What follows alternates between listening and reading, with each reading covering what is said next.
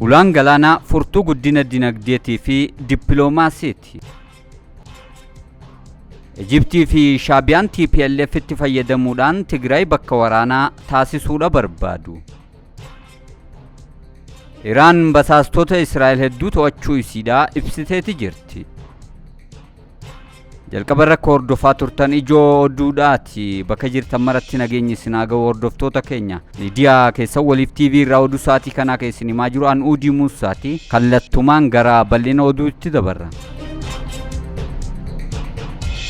Ulaan galaanaa furtuu guddina dinagdeetii fi dippiloomaasiiti. Addunyaa ammayyaa keessatti ulaan galaanaa tajaajila buufata doonii qofa osoo hin taane dinagdee nageenya dhiibbaa dippiloomaasiitii fi walitti dhufeenya naannawaatiif akkaan murteessituu ta'uun isiidhaa ibsameeti jira. Fedhii daldala alaa Itoophiyaa guddachaa jiru keessummeessuufis taanaan baasii loojistikii hir'isuudhaan gabaa addunyaatiif dhiyeessuudhaaf dabalataanis daldala biyyoota ollaa wajjin qabdu sadarkaa olaanaatti ce'isuudhaaf ulaan galaanaa biyya takkaaf akkaan murteessaadha. Tajaajila buufata doonii, daandii konkolaataa, baabura, humna elektirikaa, teelekoomiidhaa wajjin qindaa'uudhaan misooma daangaa ce'ee kan naannichaa saffisiisuu keessattis ammoo ulaan galaanaa akkaan murteessituu hoggaa taatu rakkoolee siyaasaa fi nageenyaa jiran irra aanuufis walta'iinsi daldala bilisaa Afrikaadhaatii fi koriidaroonni geejjibaa carraa haaraa uumanii ka jiran hogguu ta'u fayyadamummaan ulaa galaanaa Itoophiyaadha. Kaayyoon isaa olaanaan tooftaa dippiloomaasii kan guddina gamtaa irratti hundaa'e gaafata jaameeti jira.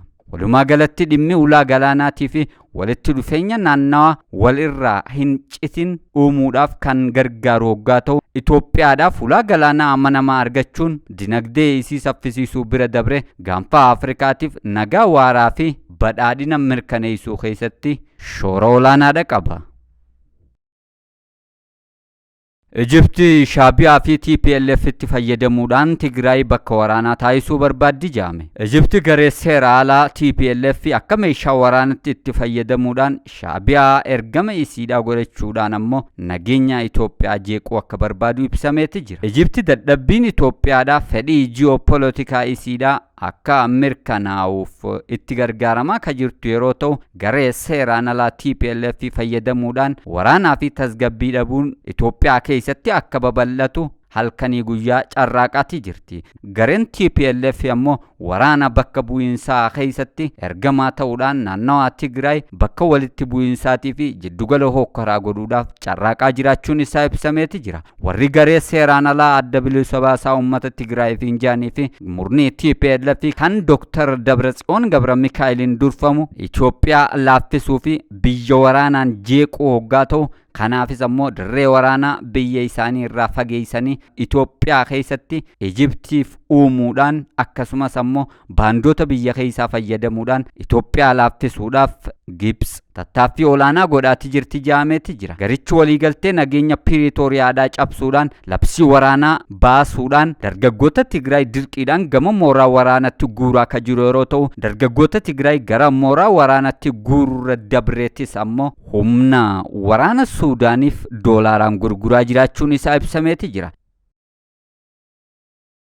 Trump namoota Ameerikaan hanqina meeshaa waraanaa qabdi jechuudhaan odeessan irratti tarkaanfii fudhachuudhaaf akka jiran dhaaddataniiti jiru. Pirezidaantiin Ameerikaadhaa Doonaald Trump gabaasa Ameerikaan hanqina hidhannoo waraanaa mudate jechuudhaan odeeffamaa jiru guutumaan guututti waakkatee ka jiru yeroo ta'u kanneen ammoo miidiyaa hawaasaa irratti odeessa sobaa Ameerikaa maqaa balleessu kana himan tarkaanfii irratti ka fudhatan ta'uu isaanii dubbataniiti jiru. Pirezidaantii Doonaald Trump hanqina meeshaa waraanaa humaatuun qabdu Ameerikaan kajaan Ameerikaan biyya teknooloojii waraanaatiin addunyaa dursaa jirtu ta'uu isii maqaa dha'uudhaan yeroo ammaan tanaatitti ammoo lammiiwwan Ameerikaan hanqina meeshaa waraanaa hamaa isii mudateen dadhabdeeti jirti Iraan dura dhaabbachuu hin dandeenye jechuudhaan olola dharaa farsaa turan irratti guutumaan guututti biyyi isaanii tarkaanfii ka fudhattuu fi adabbii hidhaa yeroo dheeraa ka isaan adabdu ta'uu dhaaddataniiti jiru. Ameerikaan hidhannoo baay'ee qabdi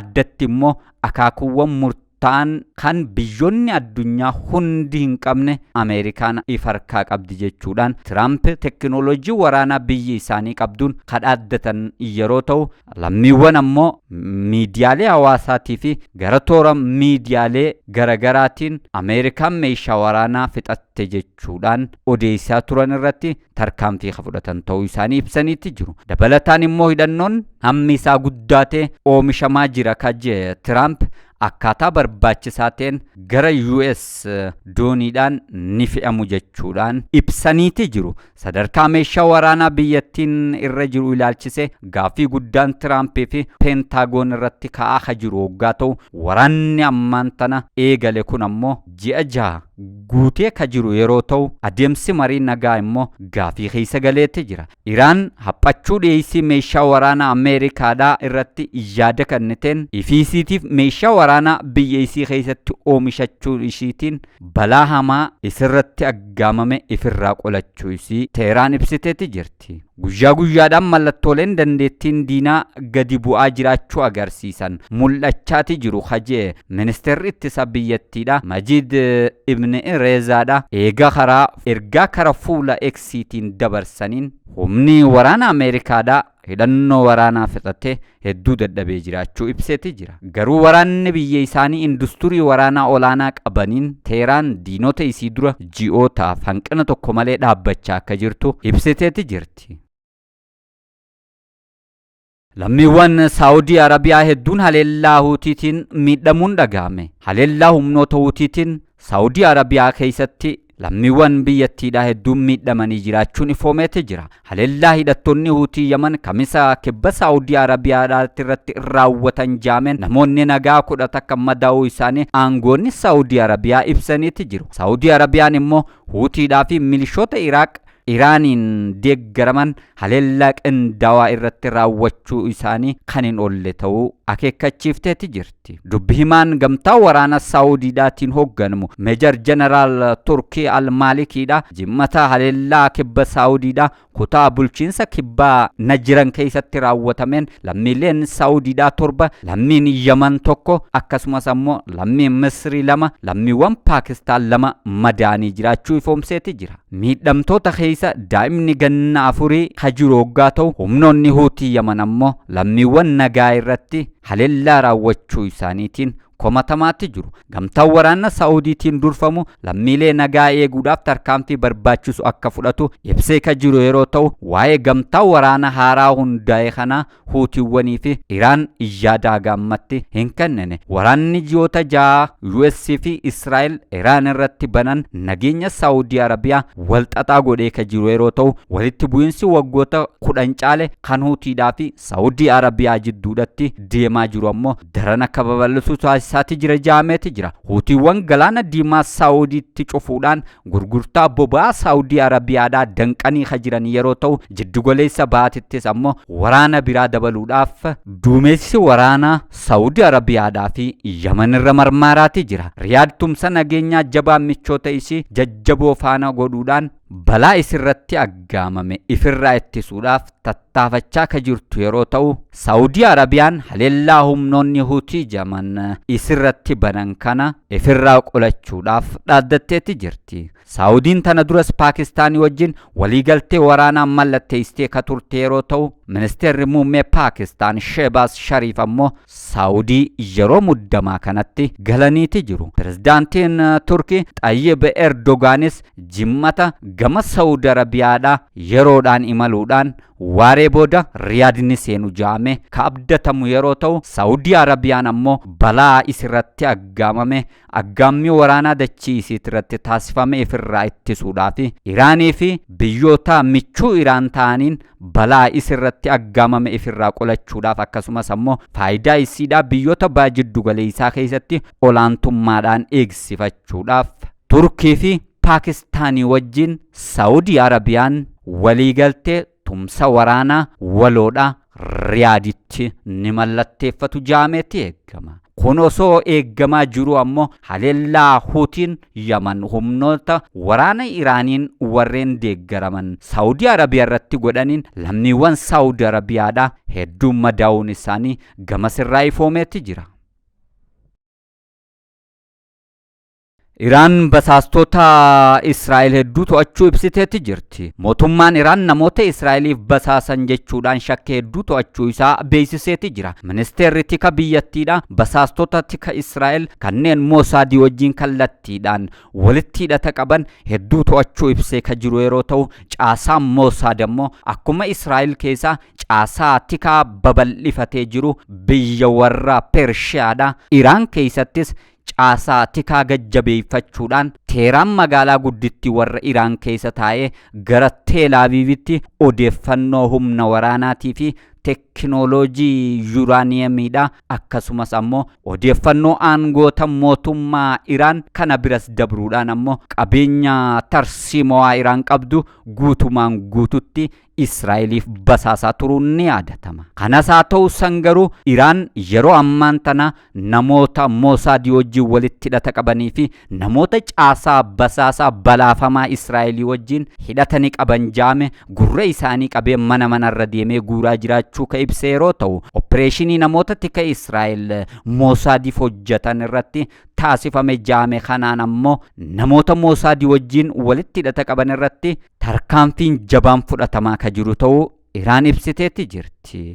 Torbaanota dabaran kana keessa qofa namoonni hedduun odeeffannoo gama Israa'el ergaati turan jaaman guutumaan guututti xaragamanii walitti qabamaa jiraachuu Iraan ka ibsite yeroo ta'u, odeeffannoo iccitii namoota Israa'eliif dabarsanii kannan odeeffannoo buufata waraanaa sirna ittisa Iraanii fi odeeffannoowwan iccitii olaanaa kanneen nageenya biyyoolessa Iraan balarra buusan lammiiwwan Israa'eliif dabarsanii kannan hundi walitti qabamaa jiraachuun Teeraan irraa dhaga'ameetti jira. Israa'el garuu himannaa Iraan dhiyeessite kana ilaalchisee haga yeroo ammaan tanaatitti deebisaa tokkollee kan kanneen yeroo ta'u, Ameerikaadhaa fi Israa'el gaafa gurraandhala 28 Iraan irratti waraana waloodhaan bananiin Teeraan daaraa godhaa turuun isaanii ni yaadatama.